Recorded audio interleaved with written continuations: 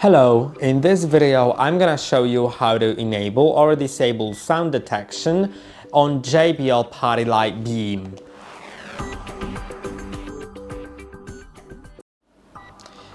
The JBL PartyLight Beam has a built-in microphone, and once you enable sound detection, it will start detecting the environmental sound. And to do it, you need to have the JBL PartyBox app, and once you have it, once you open it, you'll be able to select your speaker if it's near you and enable sound detection.